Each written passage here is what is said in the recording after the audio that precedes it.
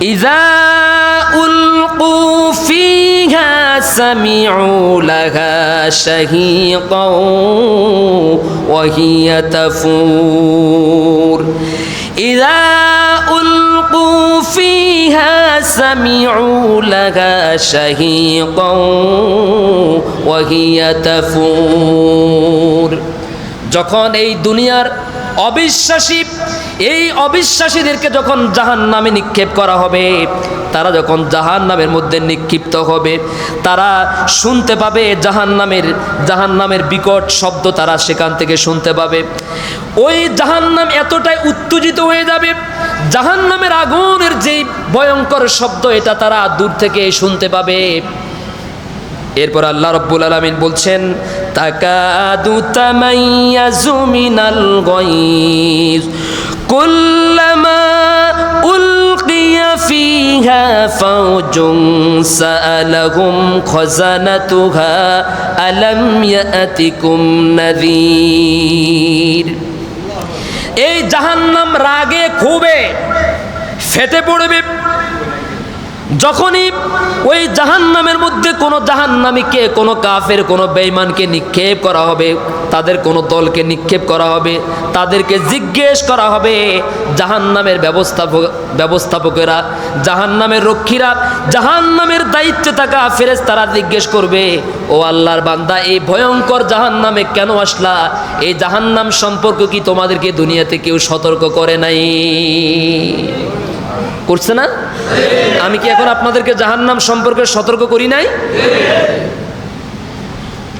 কিয়ামতের দিনে এই কথা বলার, ফেরেশতাদেরকে এই কথা বলার সুযোগ নাই যে আমাদের কাছে কোনো দাওয়াত, আমাদের কাছে কেউ কোনো দাওয়াত দেয় নাই, এই কথা বলার কোনো সুযোগ আছে? আর নামাজ না পড়লে জাহান্নামে যাওয়া লাগবে এটা তো জানেন, রোজা না রাখলে জাহান্নামে যাওয়া লাগবে এটা তো শুনছেন, আল্লাহর দ্বীনের বিরোধিতা করলে জাহান্নামে যাওয়া লাগবে এটা তো শুনছেন, আত্মীয় স্বজনের হক নষ্ট করলে, প্রতিবেশীকে কষ্ট দিলে জাহান্নামে যাওয়া লাগবে, এতিমের মাল বক্ষণ করলে, দুর্নীতি করলে, ধোঁকাবাজি করলে, প্রতারণা করলে জাহান্নামে যাওয়া লাগবে এটা তো শুনছেন।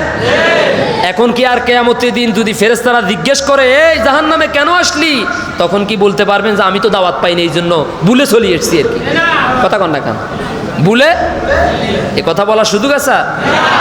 আল্লাহ আমাদেরকে জাহান্নামের আযাব থেকে আল্লাহ তুমি হেফাজত রাখিও।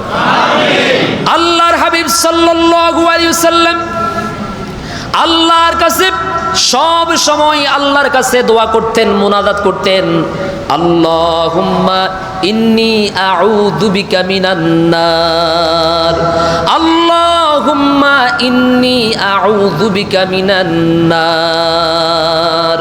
ও আল্লাহ, আমি জাহান্নামের আগুন থেকে তোমার কাছে পানা চাই, আশ্রয় চাই।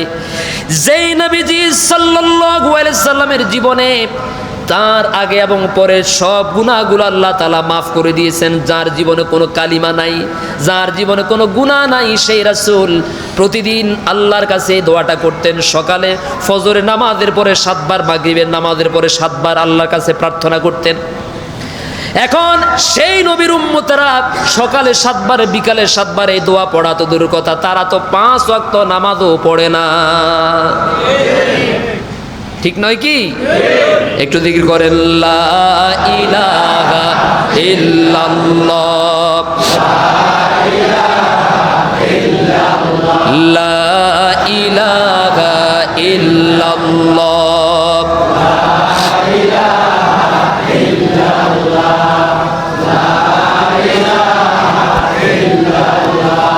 লা ইলাহা ইল্লাল্লাহ,